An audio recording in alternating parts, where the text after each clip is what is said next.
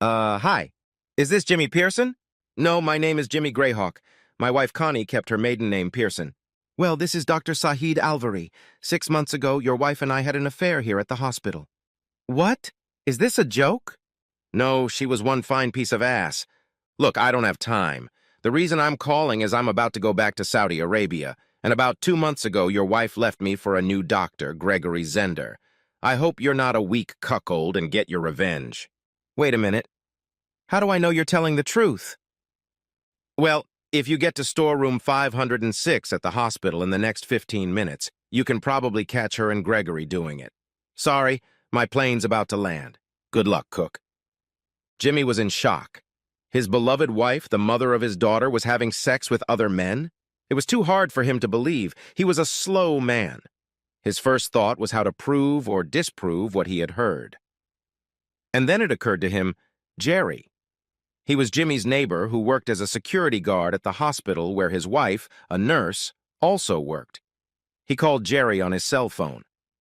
Hi, Jerry Austin. Security, how can I help you? Jerry, it's Jimmy. Listen, are you at work? Yeah, I'm making my rounds right now. What's up? Maybe it's nothing, but I just got a call from some Arab doctor saying Connie's having an affair. She and some other doctor are supposedly having sex right now in closet 506. Is there any way to get in there, and if she's in there, take a picture? Boy, are you sure? Connie?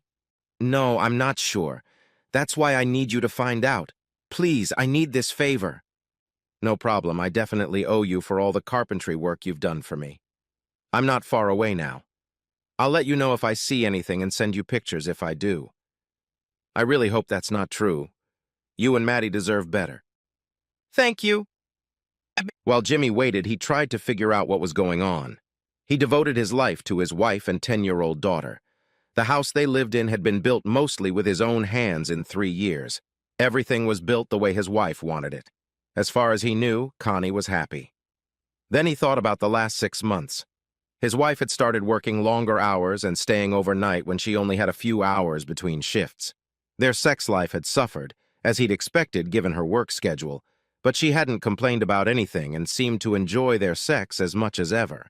After all, there was no way she would jeopardize their marriage and the raising of their daughter, was there? The wait was agonizing. The phone rang. Jimmy? I'm sorry, man, but your wife and Dr. Zender were doing it like two horny teenagers.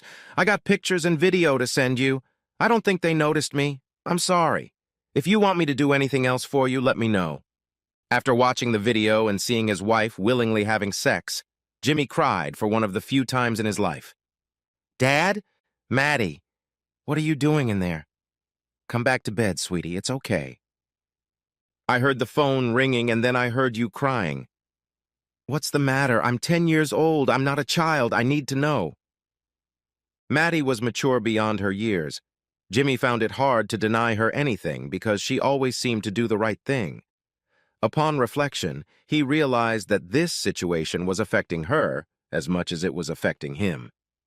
I'm crying because I just got proof that your mother, how shall I put it, loved another man in the hospital. I'm trying to figure out what to do. She finishes work soon, and I think I should wait to talk to her then. I don't think she's coming home today. I overheard her telling someone on the phone that she was happy they were going to spend the whole night together. I thought she meant work. I think you should call her right now. See what she says. Okay. Maybe there's some good explanation. Jimmy's been told not to call his wife's cell phone while she's working unless there's an emergency. That's considered an emergency. After a few beeps, a panting voice answered, Jimmy, is something wrong with Maddie? You seem out of breath, honey. Are you okay? I didn't have my phone with me, so I had to run to get it. What happened? Remembering the videotape took away any desire to be understanding. I thought you might have been short of breath because you just had sex with Dr. Zander. The pause dragged on before she said, Oh shit, he knows. Don't worry, Greg, I'll take care of it. The statement was made to the other person in the pantry. Jimmy, I'm sorry you had to find out this way, but I'm glad you know now. That's definitely not the answer I was expecting. I love you and our marriage, but I work so hard in life and death situations that I have to deal with a lot of stress. I deserve something more to deal with all that responsibility. That's it. A little extra sex on the side to reduce the stress. There's nothing special about it. It doesn't affect our marriage or the fact that I'm the mother of our daughter. I'm afraid I don't quite see it that way. Look, I have to get back to work. That's the way it is. You have two choices. 1. Let things be the way they are. We continue to raise our daughter. You get a loving wife who occasionally gives you sex, but sometimes has sex with other men. Or 2. You file for divorce and I get half of our assets, the house and primary custody of Maddie. You'll get every weekend and every other major holiday to visit your daughter. That's how divorce works in our state. I guarantee I will make your life unbearable and find every excuse possible to cancel your scheduled visits. I know how much you love Maddie, so you really only have one choice. After I finish this shift, Greg and I will go to a motel and spend the night together. Tomorrow I'll work my regular day shift, and tomorrow night I'll come home and we can talk. You'll see that it's better for you to just go on with your life the way it is. Bye. Jimmy and Maddie sat at the kitchen table and looked at each other, seeing anger, frustration, and sadness fighting for dominance. Well, Maddie, I don't know what to do. I don't think I can live here knowing that your mom is having sex with other men. If I file for divorce, I won't be able to see you every day. I don't think at your age a judge would let you choose who you stay with. If I move out, do you think you can stay here with your mother? Hell no! Maddie, Daddy, I'm a big girl. If I have a choice, I want to be with you. I guess we don't have much of a choice. Daddy, there's another choice. What's that? Burn the bitch! What are you talking about? Remember my friend Beverly? Well, her dad caught Beverly's mom fooling around and he just left. He took all the money he could and just disappeared. After a while, they caught him and had a nasty divorce. You and I could leave her as little money as possible and just disappear. Her idea seemed quite feasible to Jimmy. Where would we go? You know where. Realizing what Maddie was suggesting, his father thought, I don't think they'll take me back. You might ask. I had a vision of us going back. Maddie was the granddaughter of the most respected spiritual leader on the Turtle Mountain Chippewa Indian Reservation. Jimmy had left the tribe when he joined the Army with his buddy Tommy White Elk. He was an angry young man, disrespected his parents and his people, and was kicked out of the tribe. After serving in Iraq, his anger cooled, and he reestablished contact with his mother. During the time he was alone with Maddie, he told her about her family and especially about her grandmother. In the past few years, his daughter had shown signs of being able to perceive and interpret visions. Connie knew almost nothing about his family or what he taught Maddie. He'd told his wife he didn't want to talk about anything in his life before he left the Army, and Connie hadn't asked many questions. All right, I'll make the call. Your mom won't be back until tomorrow after 5 o'clock. We have a lot to do until then. Connie and Greg were getting dressed to go to work after a whole night together. Connie was disappointed. Greg could have sex but didn't seem to know how to make love, which she recognized Jimmy was really good at. Her doctor lover had only been good twice in 8 hours. Connie realized that part of the thrill of sex with Dr. Xander, as with Alvary before him, was the secret, unauthorized side of their time together. Now that Jimmy knew, sex with someone else wasn't so exciting. Every time she had a few minutes off during her Monday afternoon shift, Connie thought about how she had to finish up with Greg and get things going with Jimmy. After all, Greg's teacher wife would be moving here with their 2 children as soon as the school year was over. Connie could go back to being a model wife, lover, and mother, and then look for someone else when things got back to normal at home. There was no way Jimmy would give up sex with her or jeopardize his access to Maddie. Connie left the hospital at the end of her shift and headed for her car in the service parking lot. From a few feet away, she could see that all 4 tires were flat. How childish, she thought. Well, here's a plan to make it nice when I get home. She tried calling Jimmy's cell phone, but the phone wasn't answering.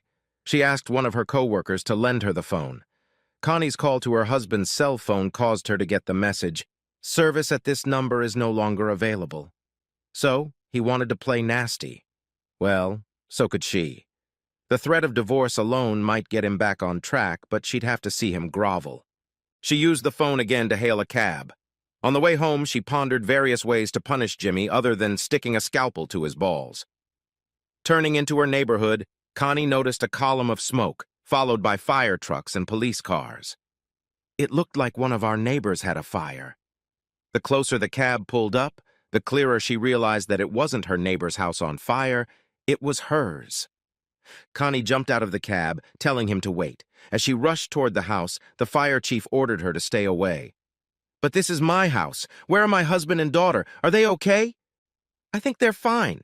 Your neighbor said she saw them leave right after they set a bunch of clothes on fire." "What?" Connie looked out into the yard and saw a burning pile of her clothes. On top of the pile were some clothes lying on top of it. After a few seconds, she realized they were her wedding albums. The pictures of that oh-so-expensive wedding she just had to have were disappearing in the smoke. Looking at the house, she noticed that although the fire was under control, there wasn't much left of the house she loved so much. Connie saw her nearest neighbor, Mrs. Jensen, standing on the sidewalk watching. When she approached her neighbor, Mrs. Jensen frowned. "They're gone. I hope you're happy now." "What are you talking about, Mrs. Jensen?" "Jimmy and Maddie talked to me before they started the fire. They wanted to make sure my house was safe. They told me what you did. I can't believe you could treat this wonderful man and precious little girl so horribly. I hope you're in pain for a long time." "It's just a misunderstanding." "Wait, are you saying that Jimmy started the fire? But he built this house with his own hands. It was our home, our beautiful home. Where are they?" "Your husband told me that because he built this house, he could tear it down. It was just a house." "Jimmy said the house stopped being a house when you decided to stop being a wife and mother. He burned the house down." "You burned the house down. Jimmy and Maddie are gone, honey. They plan to disappear where you'll never find them, and I hope they succeed." With these words, Mrs. Jensen shuffled away. Back at the fire, the chief informed Connie that it would be several days before they could declare the house safe to search for any valuables that might have survived. He asked if there was anywhere she could go. After a pause, she said, "My parents." Back in the cab, Connie gave the driver her parents' address. Many thoughts crossed her mind, which mostly oscillated between two options. He'd come back and apologize and then build a new, even better house, or once I found him, I'd royally screw him in the divorce. In the midst of her internal debate, they made it to her parents' house. When she went to pay for the cab, the driver told her her card had been rejected 3 times. She asked the driver to wait to collect the money from her father. She rang the bell, and for the first time today, tears came to her eyes. Connie needed her parents' emotional support. Harry opened the door, but not all the way. "What do you want?" "Daddy, it's me, Connie. Let me in. Something terrible has happened. Jimmy." "I know what's happened. Jimmy and Maddie stopped here on their way out of town. How could you?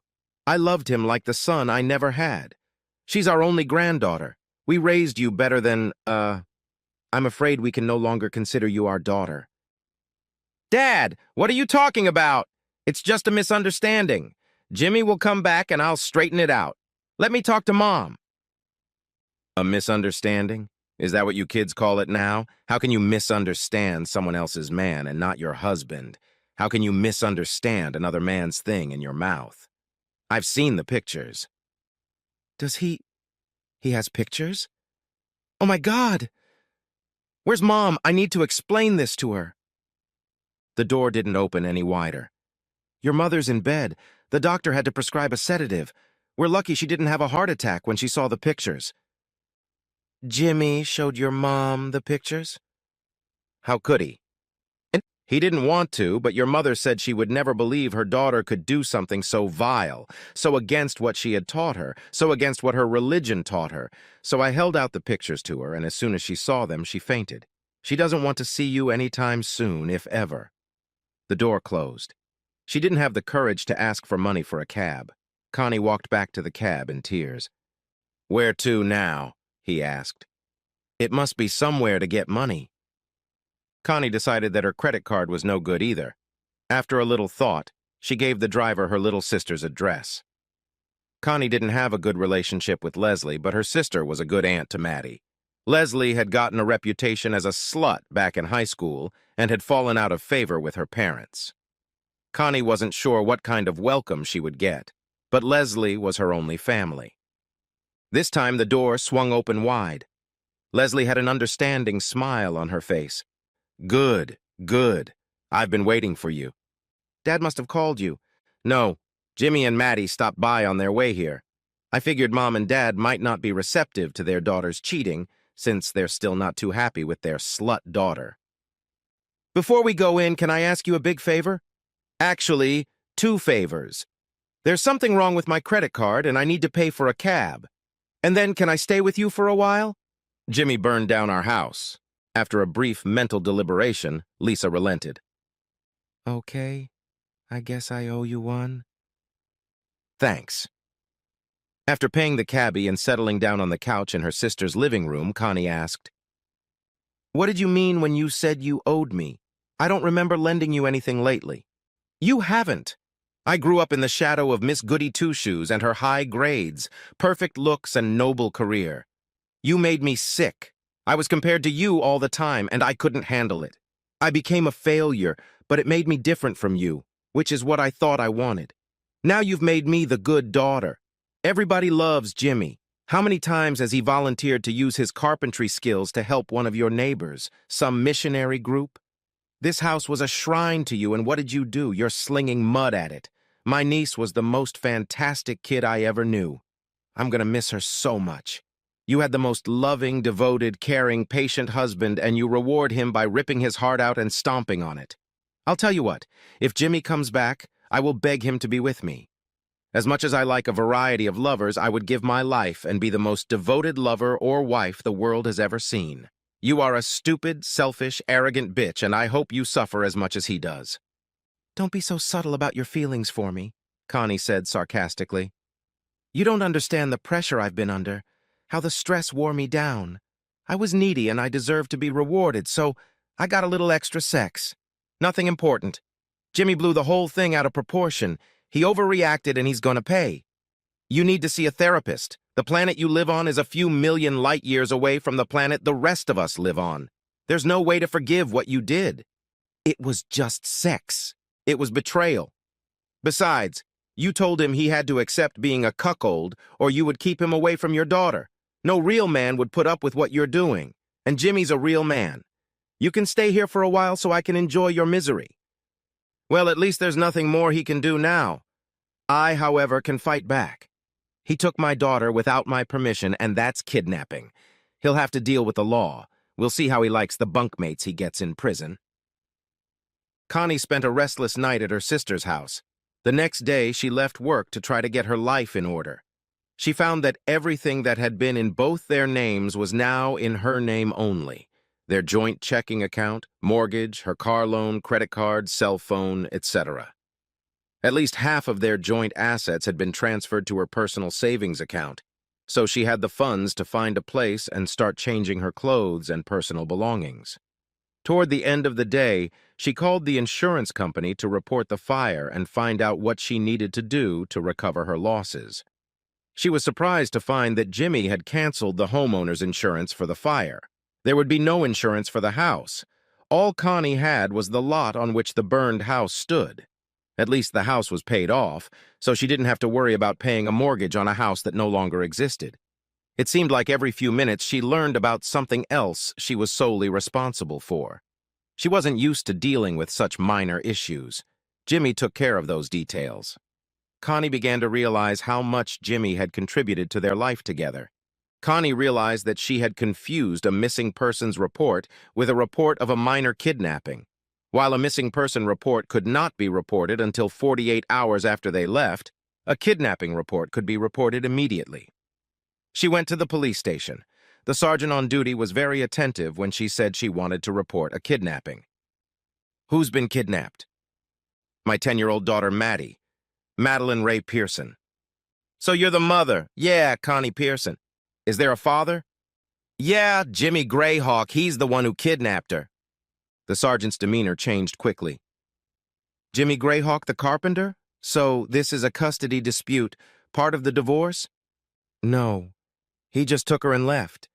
Didn't he burn his house down before he left? Now a smile appeared on his face. Our house. He burned down our house. That's not funny. I apologize. It's just that Jimmy made a lot of men happy with his bold gesture, especially those whose wives made them cuckolds. How? How do you know about that? I talked to the cops who were at the fire. Besides, it's a small town. Word travels fast. Are you going to help me or not? Connie asked. I'll do my job, the duty sergeant whispered under his breath. Too bad you didn't do yours. Jimmy built a ramp for my mother so she wouldn't have to go to a nursing home. I'll do my job, but don't expect any favors. While Connie was seething with anger, the sergeant got the required form. All right now, when did he allegedly abduct his daughter? Sometime between Sunday night and 5:30 Monday night? That's pretty vague. Well, I didn't get home from hospital duty until Monday night. That's when I found out. Do you have any idea where they might have gone? Not really. Jimmy never talked much about his family. He's Native American. I guess he could have gone back to the reservation. Now, that's useful information. What tribe and what reservation? I really don't know. There aren't that many tribes out there, are there? Could you send out a patrol or whatever you call it and ask the local police to look for him? I think there's over 300 of them. You don't know much about Indian affairs, do you? Indian territories are almost like a foreign country. Most of them have their own system of government, so requests from whites aren't treated the same as in other parts of the country. We could make flyers and see if the Department of the Interior sends them to reservations. Do you know of anything that might help narrow it down? Not right away. Wait a minute. His boss was in the army with Jimmy. He might know something useful. All right. Cell phone rings. Go talk to him. He'll probably react better to you than the police. In the meantime, do you have any recent photos of these two? Not me. Jimmy was the one who took the pictures. Most of them burned up in the fire. You mean you don't have a picture of your husband or daughter in your wallet or on your cell phone? Oh, wait a minute. I have a picture of Maddie on my cell phone, even though it's a few years old. She looks very different now. I think that tells us a lot about how you feel about your husband and daughter. He sighed. I'm sorry, but I like Jimmy a lot. I'm sure your parents have some recent pictures. Bring them over when you get them. I'm too busy to worry about keeping pictures in my wallet. That's what albums are for? Back at work for the first time since the fire, Connie quickly noticed a change in the way she was greeted by others. There were no smiles. No one spoke to her unless she spoke first. Staff who usually called her by her first name now addressed her by her last name. After a few stilted exchanges of remarks, Connie took Sheila aside. She had worked with Sheila for over 5 years, and they had what Connie would call a friendship. What's going on, Sheila? Why am I being treated like I'm poisonous? That's a good description of how we feel. You are poisonous. We all know what you've been doing with the doctors. We thought your husband must have known about it and been pleased. Thank God he wasn't as weak as everyone thought. The head of security let us know what kind of man your husband was. War hero and all that. And then there's your daughter. Just as importantly, doctors and nurses who goof around on duty are endangering patients. Several times I have been unable to reach you when you were supposed to be on duty. Don't get me started. Anyway, we'll do our job. But don't expect any favors. I'm done. Sheila backed off. War hero? Jimmy wasn't a war hero. He's a carpenter, someone spreading lies. The next day, Connie didn't have the day shift, so he went to see Jimmy's boss and friend, Milton.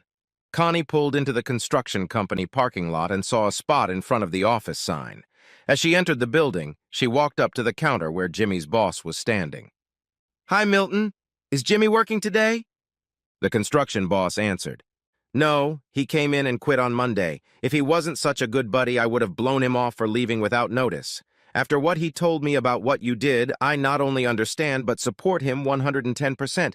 Anything else? I'm busy. Do you have any idea where he and Maddie are? No, and if I did, I wouldn't tell you. You don't understand what I owe this man. Milton thought he had tears in his eyes.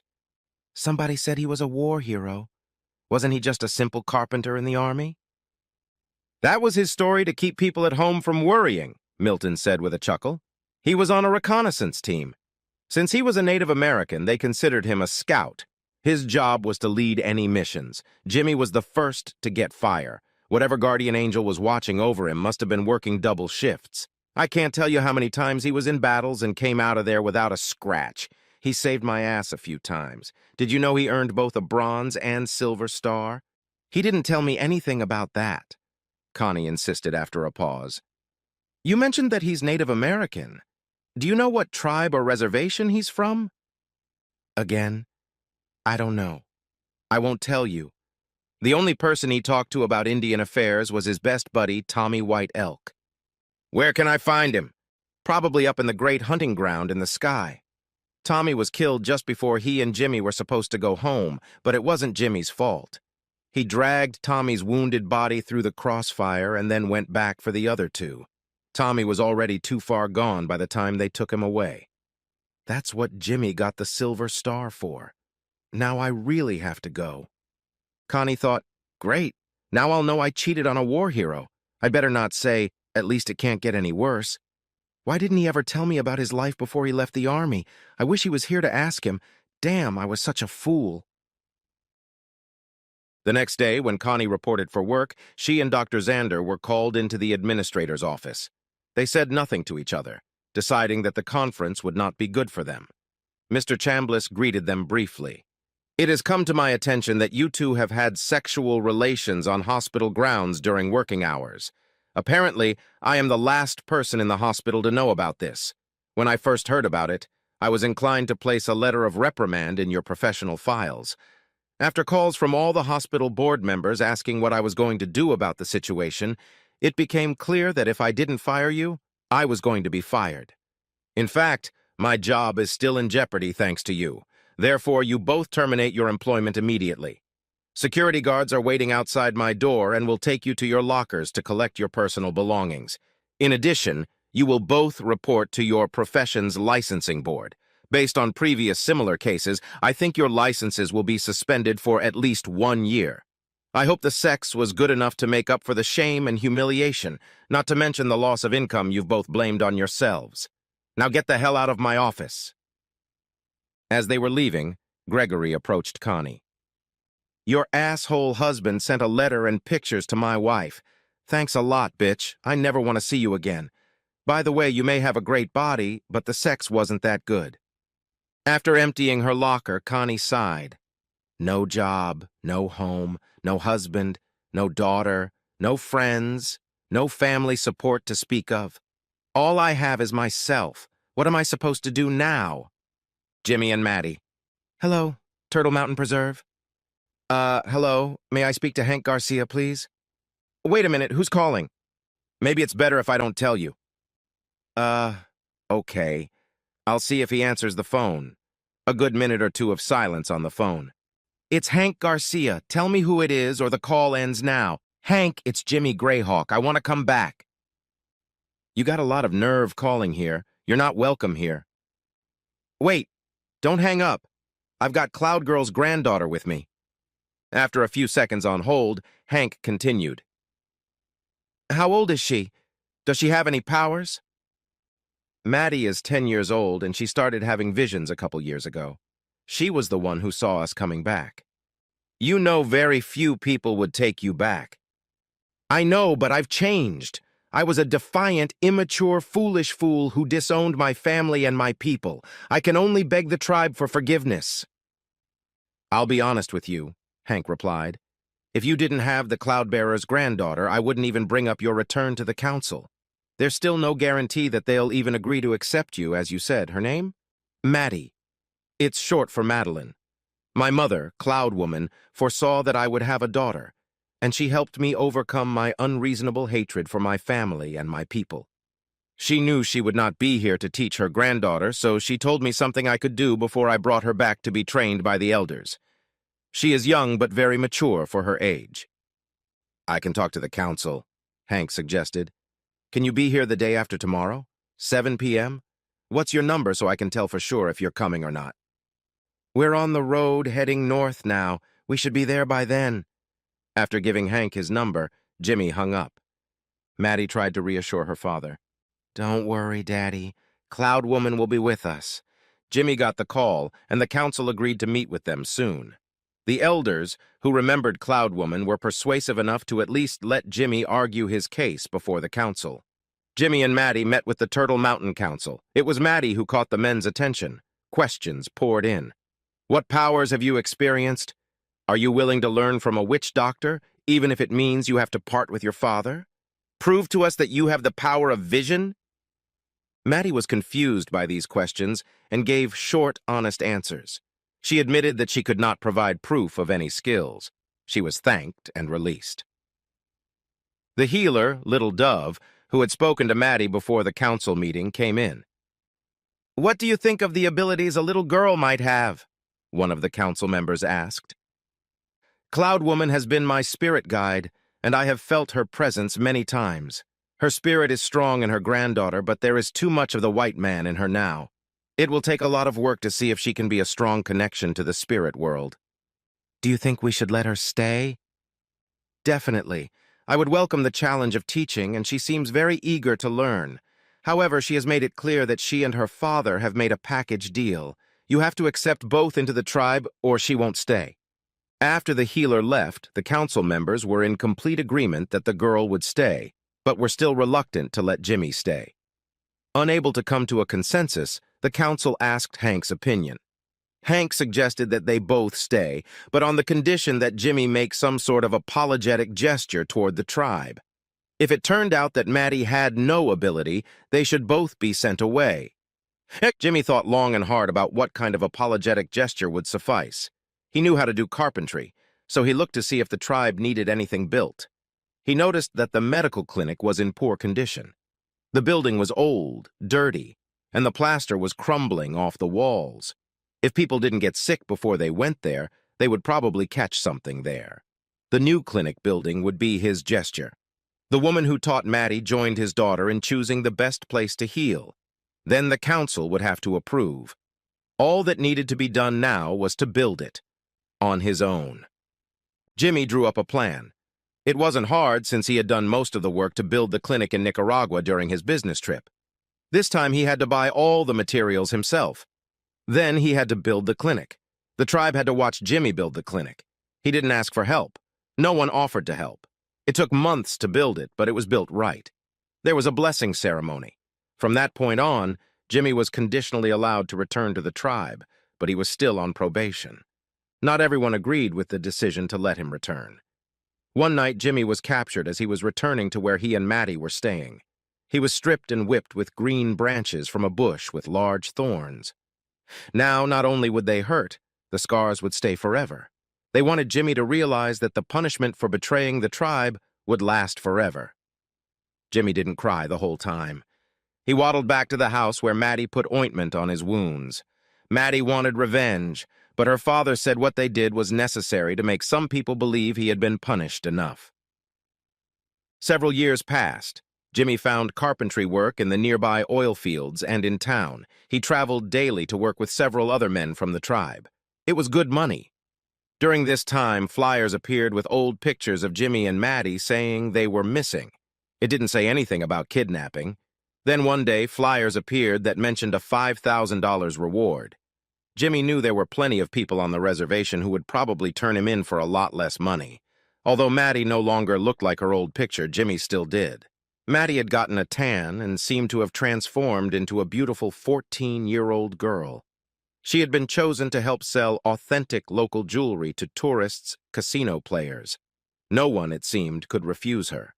Maddie just hoped that no buyer would make her admit that although they were made by real natives, they were real natives born and working in China.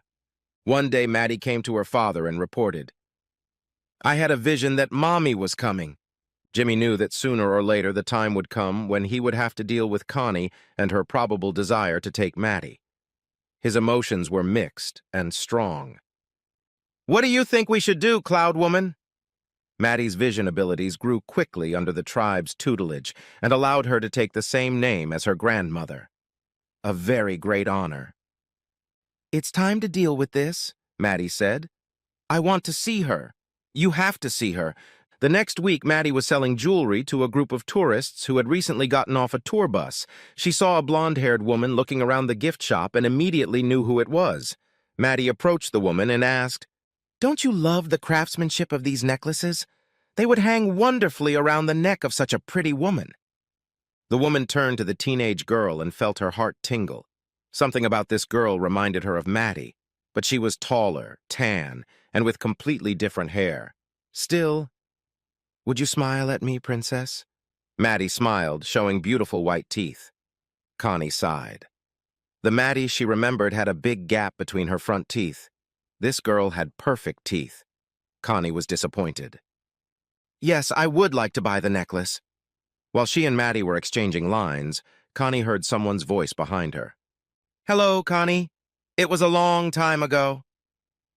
Connie didn't have to turn around. She knew exactly who was talking to her. It was her Jimmy. She closed her eyes, gathered her wits, and when she opened her eyes, she turned to greet him. She was surprised that his face seemed much more stern than she remembered. However, there was no smile on his face. She feared a much worse reception. She desperately wanted to hug him, but saw nothing in his eyes that made her believe he would be receptive. "Jimmy, it's so good to see you. I have so much to tell you, but please tell me where Maddie is. I'm dying to see her." Turn around. Maddie was still standing there, but now she was smiling with tears in her eyes. "Hi, Mom. I missed you." A tight hug and more tears followed. "I missed you too, sweetie. You've grown so much. You're just gorgeous. I can't believe I drove you both away. I'm so sorry, so sorry." More hugs, more tears. Finally, she turned to Jimmy and said, "I'm not here to open old wounds. I'd like to be able to apologize and spend as much time with Maddie as possible." "Are you going to try to take her with you?" "No, I don't want to mess up your life again. I just want to be around Maddie for as long as you'll let me." "What about your job and your boyfriend or husband?" "When I was convinced you two were here, I quit my job and put my stuff in storage. Since you left, I haven't had a boyfriend or husband. I've dated a few, but no relationship has worked out. You taught me a harsh lesson, but I deserved it. I hadn't been with anyone since you left. I didn't want to start a new relationship until I healed my old one." "I haven't started a new relationship either. The reason was because I was afraid I couldn't trust a woman anymore. It didn't work the first time. By the way, we're divorced, aren't we?" "Yes, I had to file for divorce to get the government benefits I needed to survive after my nursing license was suspended." "You're not a nurse anymore?" "After a year, I got my license back. It was hard to find a job that paid as well as I was making before, but I was able to support myself and put some money aside. I even went back to school and got my APRN. Is there anything Maddie needs? Will you let me buy her?" Jimmy looked offended. "No, Maddie has everything she needs." Finally, a smile appeared on his lips. "Jimmy, and almost everything she wants. She's a teenager now, after all." Maddie joined the conversation. "Mom, you're not going to stay long, are you?" "It's up to you two. I have a reservation at the Economy Lodge." "Ooh, that place is full of bed bugs. You're staying with us," Maddie said with the confidence only a teenager can display. "No, I can't impose on you and your father, baby. First of all, I'm not a child and we have a spare bedroom. Now let's get your luggage." "No, I need to talk to your dad first." "Maddie and I have already talked it over," Jimmy intervened. "It will be much easier for you to spend time with Maddie if you live with us. I suppose you realize that doesn't mean any renewal of the relationship between you and me. You'll be there as Maddie's mother, nothing more." "Of course I will. I understand. I hope you'll let me help with the cooking and other things. I won't feel good if I don't stay." "Ew, I hope your cooking's better. Sorry, Mom, but your cooking sucks." After all three of them chuckled, Jimmy told Connie to go to her room, and he would drive up in the Jeep to get her and her things. The trip wasn't long as they drove through the touristy part of the reservation and ended up in one of the residential neighborhoods. They stopped in front of a house that, like everything else around it, had a Western Plains motif. Wood and Indian jewelry dominated the inside. Jimmy carried Connie's luggage into the spare bedroom. Connie looked around the room and noticed that it definitely had a feminine feel to it. "Is this your room, Maddie?" "It was Songbird's room," Maddie stated again. "She's Daddy's cousin who helped us until we needed to take care of Daddy." I'm big enough now that we don't need much help to take care of me. But it would be nice if you could help a little. Tears came to her eyes and she choked up. It's so good to see you again, Mom. Jimmy, I need to talk to you first. You may not want to hear what I have to say, but I have to say it. Her ex-husband said nothing, but stood there.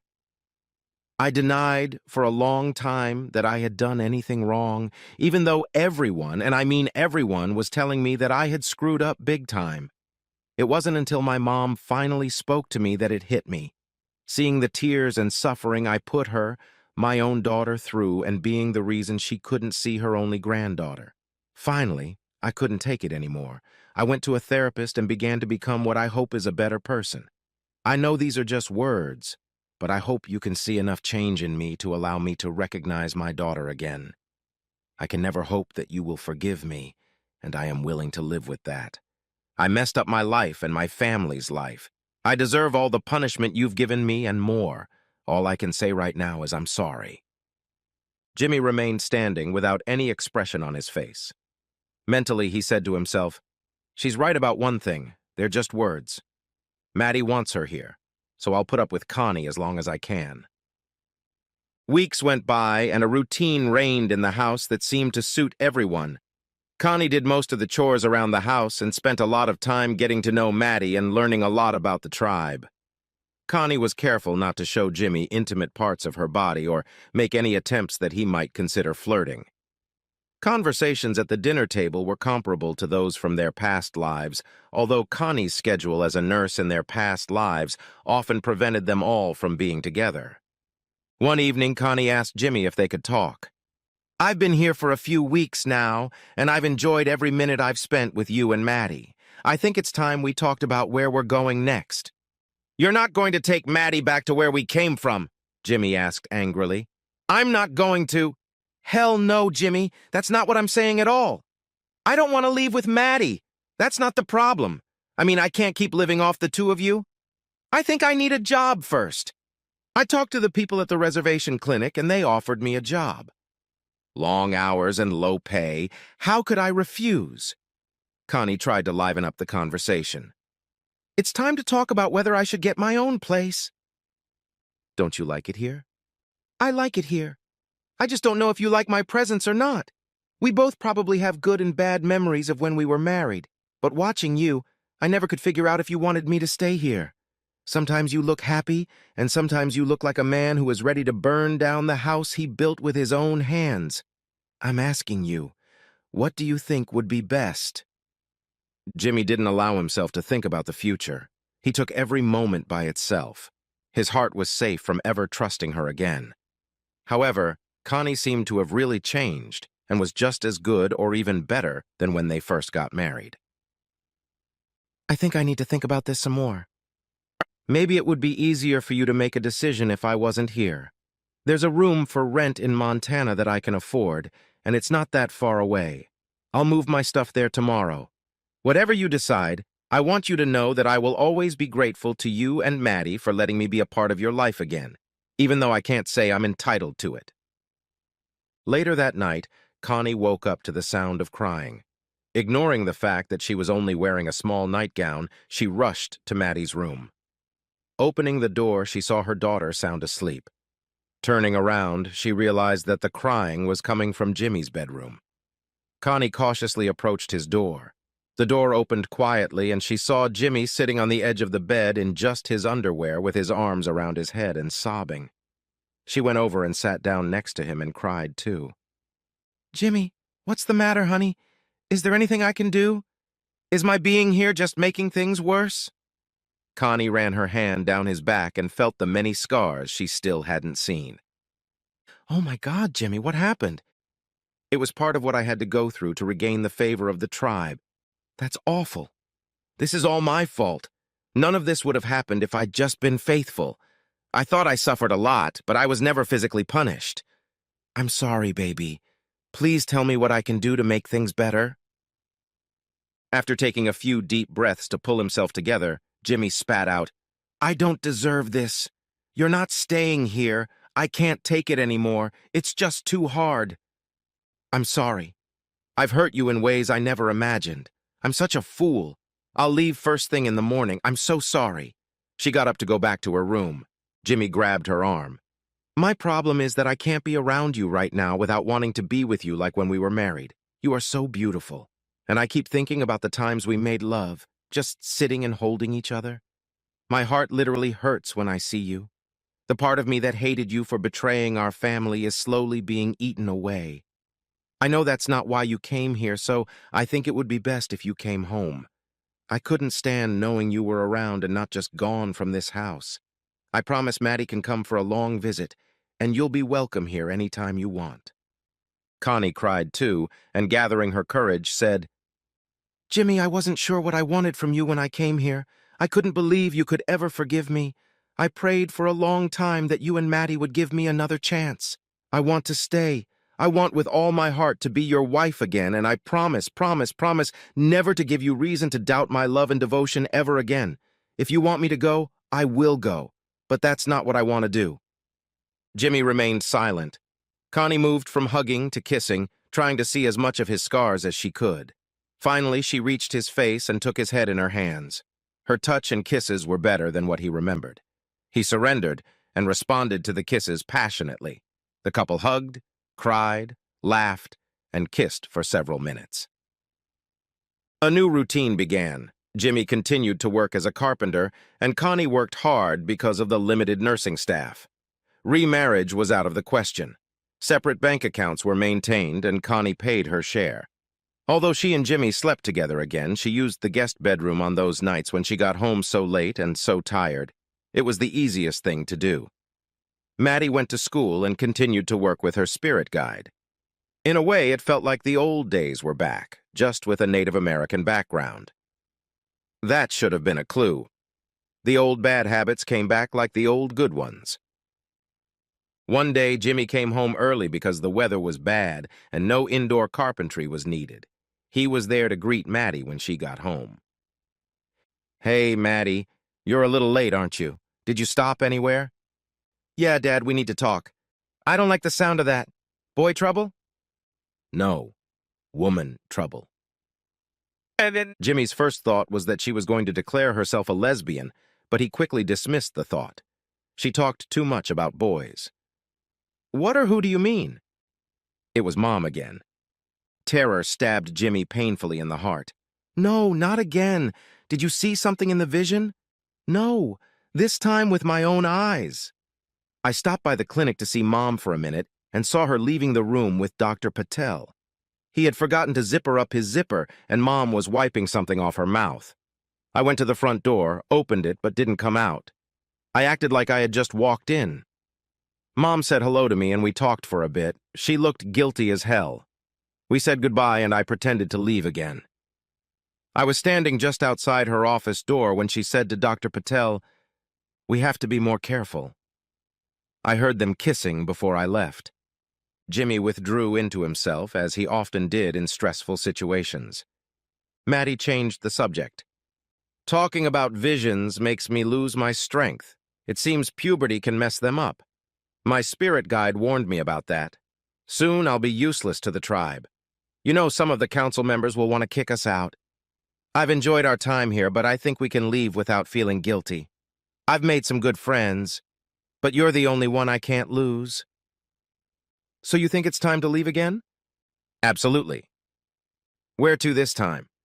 Hawaii sounds good. Probably need carpenters there. She smiled. I don't think there's a Chippewa reservation there. Jimmy smiled back. Then we can get started. When do we set off? Jimmy asked. As soon as we pack up. Oh, I have one request, Jimmy guessed and spoke up. Oh, no, not again. Please, this has been so much fun. Okay, but we have to be careful. And this time we're taking all our money. She has what she has in her own account. Connie heard the sirens howling. Her recent conversation with Maddie had helped her come to the right conclusions. She ran out of the clinic and ran toward the house she shared with Jimmy and Maddie. She had made the right conclusion. After all, Maddie had seen her with Dr. Patel. Damn, how could I be so selfish and arrogant again?